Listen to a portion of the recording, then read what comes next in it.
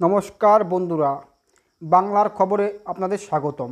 বন্ধুরা, আজকে এক প্রার্থীকে নিয়ে আলোচনা করব। তিনি হলেন বুড়ো ভাম, নাম্বার ওয়ান নাটকবাজ। কি বলবো আর, নাম্বার ওয়ান নাটকবাজ। আপনারা কিছুটা অনুমান করতে পেরেছেন কোন বুড়ো ভামকে নিয়ে আলোচনা করছি। সে বুড়ো ভাম হলো দমদম টিএমসির প্রার্থী। সে এত নাটকবাজ করছে দমদম কেন্দ্রে দাঁড়িয়ে বা দমদমে জেতার জন্য। তার কয়েকটা নমুনা আপনাকে দেবো বা আপনাদের দেবো পিকচারের মাধ্যমে। তিনি 3বারের এমপি, দমদম লোকসভা কেন্দ্রের আন্ডারে 3বারের এমপি। এই 3বারের এমপি থাকা সত্ত্বেও তিনি কী ধরনের কাজ করেছেন বা কী কাজ করেছেন মানুষ এখন কৈফিয়ত চাইছে।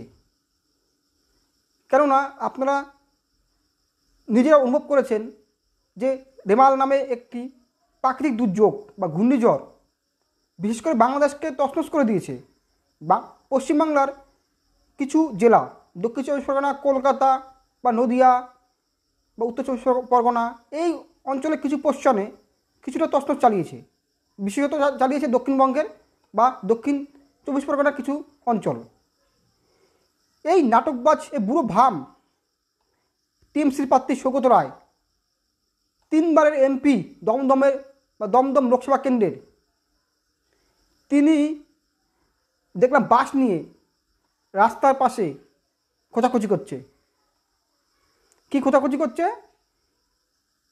ড্রেন পরিষ্কার করছে।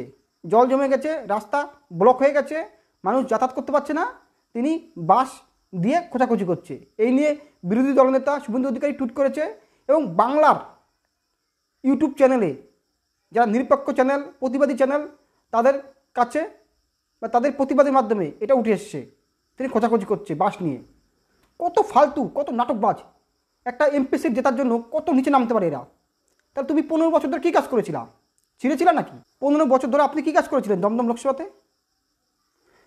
যদি আপনারা কান পাতেন, এই দমদম লোকসভা কেন্দ্রে মানুষের যে অভিযোগ, জলের, ড্রেনের, মানে পরিষ্কার পরিচ্ছন্ন ড্রেন এবং প্রমোটারিং ব্যবসা বা সিন্ডিকেট ব্যবসা, তৃণমূলের যে তোলাবাজি, বিভিন্নভাবে দমদম লোকসভা কেন্দ্রে এবার সৌগত রায় পুরো ব্যাকফুটে। দমদম লোকসভা আন্ডারের কথা বলছি এগুলো। তারপর তো পশ্চিমবঙ্গের যে রাজনীতি পুরো চোরে ভরে গেছে তৃণমূলের, তার তো একটা প্রভাব পড়বেই। তার থেকে বাঁচার জন্য এই বুড়ো ভাম নাটকবাজ একটা বাস নিয়ে খোঁচাখুচি করছে।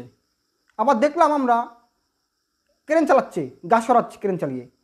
ওনাকে জিজ্ঞাসা করা হয়েছে, আপনি কি পারেন চালাতে? হ্যাঁ, দেখছেন না আমি চালাচ্ছি ক্রেন বা জেসিবি চালিয়ে উনি গাছ সরাচ্ছে, রাস্তা উপর পড়েছে।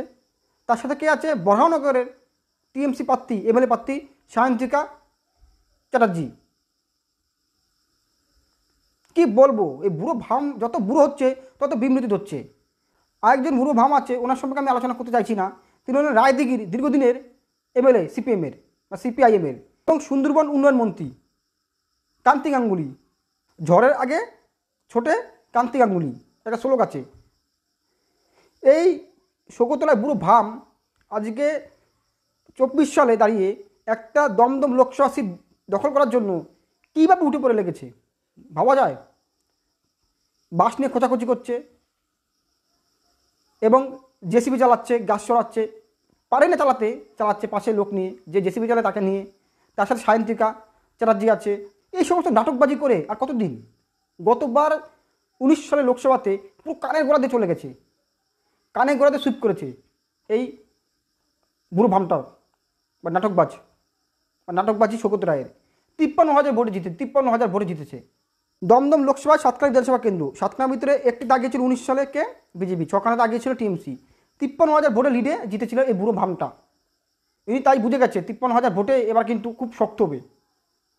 কারণ 28 তারিখে নরেন্দ্র মোদী প্রধানমন্ত্রী, তিনি উত্তর কলকাতা এবং দমদম একত্রে জনসভা করে গেছে বা রোড শো করে চলে গেছে 2খানা কেন্দ্রেতে। এই জন্য ওনার ভয় হয়ে গেছে।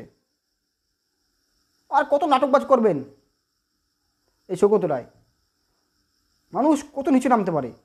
উনি তো একদম ফালতু বলতে পারেন না। এক অধ্যাপক হিসাবে কতটা সুনাম কুড়িয়েছে সেটা আলাদা কথা, কিন্তু উনি যে 3-4 বছর ধরে যে সমস্ত উক্তি করেছে সবথেকে নক্করজনক উক্তিগুলো উনি করেছে রাজ্যে, ফালতু উক্তিগুলো উনি করেছে। যদিও 21 সালে বিধানসভাতে এই দমদম লোকসভাতে তৃণমূল 2,06,000 ভোটে, প্রায় 2 লক্ষ ভোট এগিয়ে আছে, কিন্তু 19 সালে লোকসভা বিচার করলে এখানে কিন্তু খুবই ব্যাকফুটে আছে এই টিএমসি প্রার্থী সৌগত রায়।